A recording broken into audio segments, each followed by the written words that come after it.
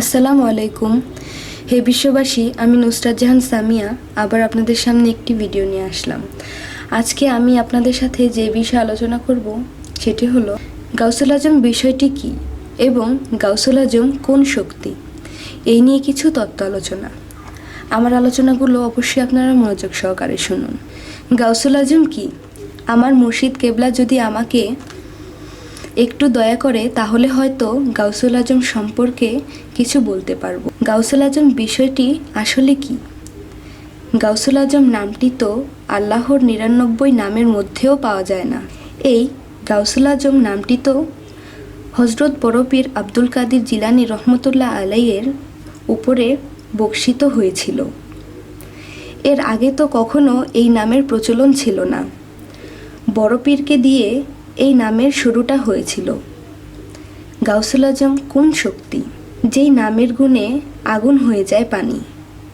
নবুয়াতের সময় এই গাউসুল আজম নামের শক্তিটি কোথায় কিভাবে ছিল এবং নবুয়াতের পরে বড় পীর আব্দুল কাদির জিলানী রহমতুল্লাহ আলাই আসার আগ পর্যন্ত এই গাউসুল আজম নামটি কোথায় কিভাবে ছিল? এই গাউসুল আজম নামটির এত শক্তি কেন যে বড় পীর সকল পীর আউলিয়ার সর্দার হইলেন? কিন্তু এই গাউসুল আজম নামটি তো নবুয়াত ক্ষমতাও নয়। যে নবুয়াত ক্ষমতা গাউসুল আজম নাম ধরল, এই কথাটিও ঠিক নয়। কারণ গাউসুল আজম ক্ষমতাটি কী? গাউসুল আজম ক্ষমতাটি সম্পূর্ণ আলাদা বিষয়। এবার আসি গাউসুল আজম শব্দের অর্থ বুঝতে গেলে কি বোঝায়, অর্থাৎ অর্থ না বুঝে শুধু জপেই গেলাম। অর্থটি হলো গাউসুল আজম অর্থাৎ গাউসদের শ্রেষ্ঠ, অর্থাৎ কুতুবেরও শ্রেষ্ঠ। তার মানে জ্ঞানের শ্রেষ্ঠ। যিনি রুহানিয়াত জ্ঞানের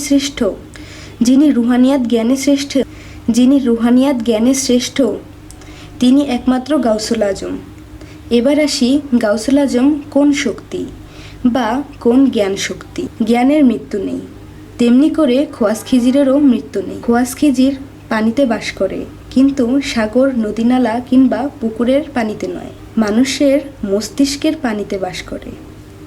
এবং খোয়াজ খিজির নিজেই তিনি অফুরন্ত জ্ঞানের ভাণ্ডার। খোয়াজ খিজির সকল মানুষের মাঝে বা সকল মানুষের মস্তিষ্কে বাস করেন না।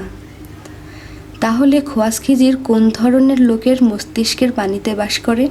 যিনি মুর্শিদ নামে খোদাকে পাইতে যাইয়া ভালোবাসিয়া প্রেম সাধনা এবং সর্বত্যাগী হইয়াছে এবং নিজেকে পবিত্র করেছে, তার একমাত্র তার মস্তিষ্কের পানিতেই বাস করেন। খোয়াজ খিজিরের মুখে যাহা বলে দেয় তাহাই হয়ে যায়, এবং সামনে ও পেছনে কি হইল এবং কি হইবে সকল কিছুই তিনি দেখতে পায়। সর্বপ্রকারের জ্ঞান তাহার কাছে আছে। মুসা নবীকে এই খোয়াজ খিজির জ্ঞানের শিক্ষা দিয়েছিলেন। যখন আল্লাহকে মুসা নবী বলেছিল, আমি অনেক জ্ঞান অর্জন করেছি, কিন্তু খোয়াজ খিজির জ্ঞান শ্রেষ্ঠ, তাহলে যেই পবিত্র মানুষটির মস্তিষ্কে তিনি একমাত্র গাউসুল আজম।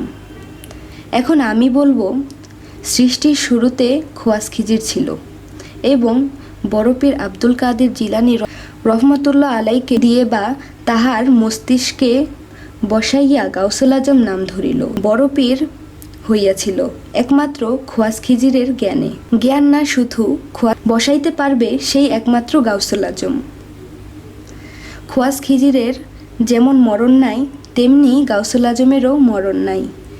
তাহলে চলুন আমরা আল্লাহকে লাভ করতে যাইয়া সাধন করি এবং নিজেকে পবিত্র করি।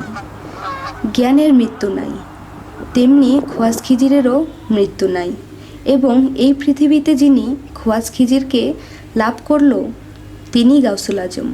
তিনি গাউসুল আজমকে লাভ করল, তেমনি তাহারও কোনো মৃত্যু নাই।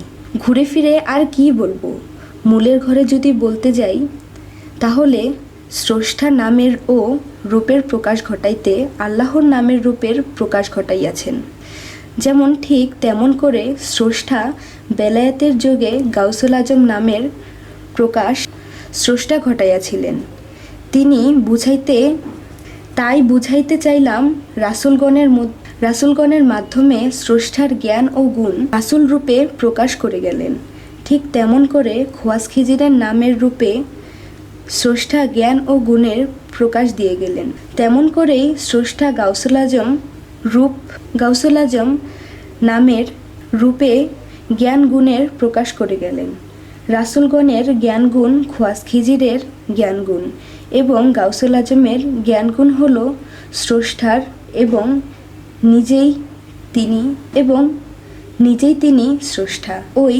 ওই নামের রূপে নিজেকে প্রকাশ দিয়ে গেলেন। গাউসুল আজম আবার কোন যোগে কোন নাম ধরে আসে তাহা স্রষ্টাই ভালো জানে। এই বলে আমি আমার ভিডিও শেষ করছি। সকলেই ভালো থাকবেন, সুস্থ থাকবেন এবং আমার আলোচনাগুলো যদি আপনাদের ভালো লাগে আমাদের চ্যানেলটিকে সাবস্ক্রাইব করে আমাদের সাথেই থাকবেন। আল্লাহ হাফেজ।